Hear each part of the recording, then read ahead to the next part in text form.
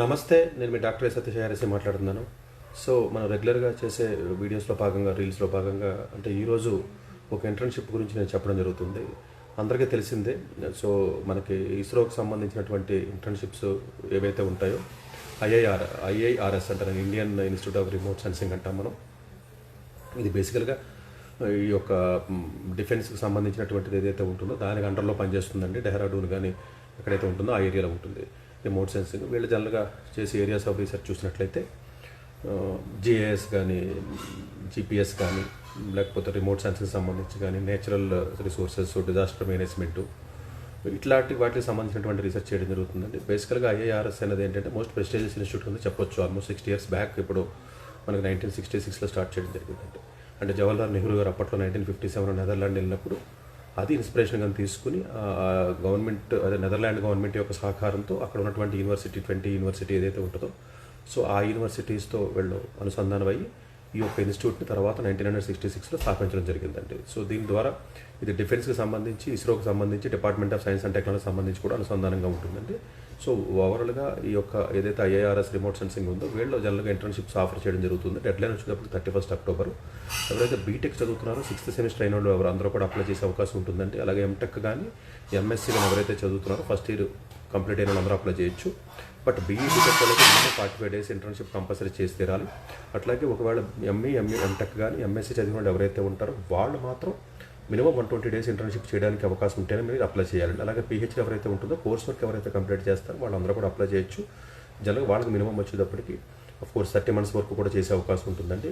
మొత్తం ప్రాజెక్ట్ అంతా కూడా చేసే అవకాశం ఉంటుంది. ఎవరైతే ఆల్రెడీ కొంతమంది ప్రాజెక్ట్స్ ఎవరైతే మీకు ఇస్రోలో కానీ లేకపోతే డిఓఎస్లో కానీ ఎవరైతే ఉంటారో ఆ ప్రాజెక్ట్స్ ఏదైనా ఆల్రెడీ అక్కడ ఉన్నటువంటి ఫ్యాకల్టీ ఎవరైనా ఒప్పుకున్నట్లయితే ఇక్కడ కూడా చేసే అవకాశం ఉంటుందండి. ఇవన్నీ కూడా ఒకదానికి కూడా అనుసంధానంగానే ఉంటాయి. మీకు యాక్చువల్గా స్పేస్ ఆర్గనైజేషన్స్ ఏవైతే ఉన్నాయో దానికి సంబంధించినటువంటి ఆర్గనైజేషన్ కింద దీన్ని చూడాలి. ఇది ప్యూర్ సెంట్రల్ గవర్నమెంట్ ఆర్గనైజేషన్ అండి. డెడ్లైన్ వచ్చేసి 31 అక్టోబర్ ఉంటుంది. మీరు అప్లికేషన్ ఫిల్అప్ చేసినప్పుడు ఎస్ఓపీ కానీ, ప్రాజెక్ట్కి సంబంధించి కానీ, మీ ఫొటోస్ కానీ, అవన్నీ ప్రొసెసర్స్ అన్నీ కూడా మీకు ఆ వెబ్సైట్లోకి వెళ్ళినట్లయితే చూసుకోవచ్చు. ఇది జనరల్గా ఇయర్కి వచ్చి 2 times పడుతుంది. బట్ జనరల్గా 31 అక్టోబర్ ఉంటుంది. ఎవరైతే ఒకవేళ ఇప్పుడు మిస్ అయిపోతారో లేకపోతే ఎలిజిబిలిటీ ఎవరికైతే రాదు, ప్రాబబులీ మరి మార్చిలో నేను చెప్తాను. మార్చిలో ఒక డేట్ వస్తుందండి, March 30 ఆ టైంలో మన డెడ్లైన్తో మళ్ళీ ఇంకొకసారి ఇది అవకాశం పడే అవకాశం ఉంటుందండి.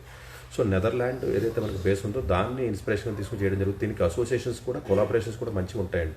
అంటే వరల్డ్ మెట్రోలాజికల్ డిపార్ట్మెంట్కి సంబంధించి అది కానీ, లేకపోతే యునెస్కో కానీ, లేకపోతేనేమో మీకు ఏవైతే ఎక్కువగా మెట్రోలాజికల్, సైంటిఫిక్, లేకపోతే స్పేస్ రిలేటెడ్ ఆర్గనైజేషన్స్ ఏవైతే మనకు ఉన్నాయి ఇండియా కానీ అబ్రాడ్లో కానీ, దాని అన్నింటికి వీళ్ళకి అనుసంధానంగా ఉంది. ఎప్పటికీ కూడా నెదర్లాండ్లో ఉన్న చాలా యూనివర్సిటీస్తో దీనికి టైఅప్స్ ఉన్నాయి.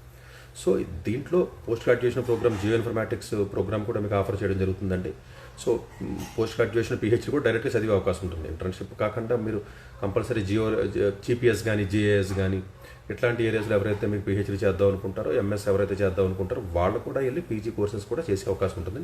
ఇనీషియల్గా సర్వే ఆఫ్ ఇండియా కింద దీన్ని స్థాపించడం జరిగింది. తద్వారా తర్వాత దీనికి సపరేట్గా ఈ స్పేస్ ఆర్గనైజేషన్ కింద డిపార్ట్మెంట్ ఆఫ్ స్పేస్ ఏదైతే ఉంటుందో దాని కింద దీన్ని రావడం జరిగిందండి. డెహ్రాడూన్లో ఉంటుందండి వీళ్ళకి బేసికల్గా.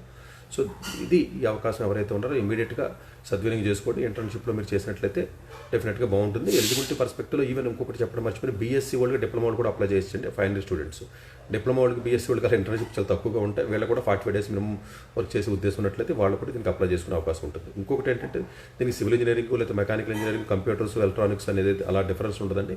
ఇది అన్ని డిపార్ట్మెంట్స్కి అనుసంధానంగా ఉంటుందండి. ఎందుకంటే చాలా డిఫరెంట్ ఏరియాస్, డిజాస్టర్ మేనేజ్మెంట్ ఉంటుందండి. సో దానికి సంబంధించి కొంత ఏరియాస్ ఉంటాయి మీకు. యాక్చువల్గా కంప్లీట్గా మీరు రిమోట్ సెన్సింగ్ అంటే ఇదివరకు అంటే పెద్దగా అంత డిమాండ్ ఉండేది కదా. ఇప్పుడు ఏ టెక్నాలజీ వచ్చిన తర్వాత మెట్రోలాజికల్, ఎన్విరాన్మెంటల్, లేకపోతే జియోలాజికల్, లేకపోతే సర్వేకి సంబంధించి కానీ, లేకపోతేనేమో ఇవన్నిటి కూడా ఇండైరెక్ట్గా మీకు న్యాచురల్ రిసోర్సెస్ కానీ ఇవన్నీ ఉన్నాయి కాబట్టి అన్ని రకాల డిపార్ట్మెంట్స్తో దీనికి కనెక్షన్ ఉంటుంది. కాబట్టి మీరు ఏ చదివినప్పటికీ కూడా గ్రాడ్యుయేషన్, బీఈ, బీటెక్ ఏ బ్రాంచ్ చదివినప్పుడు కూడా అప్లై చేసినట్లయితే ఈవెన్ పెట్రోలియం అయినా లేకపోతే కెమికల్ ఇంజనీరింగ్ అయినా కూడా ఆ రిలేటెడ్ ప్రాజెక్ట్స్ ఏవైతే ఉంటాయో దానికి ఉన్నట్లయితే, ఆ గైడ్ ఒప్పుకున్నట్లయితే డెఫినెట్గా మీరు వెళ్ళి అక్కడికి వెళ్ళి చదువుకునే అవకాశం ఉంటుందండి. Thank you very much.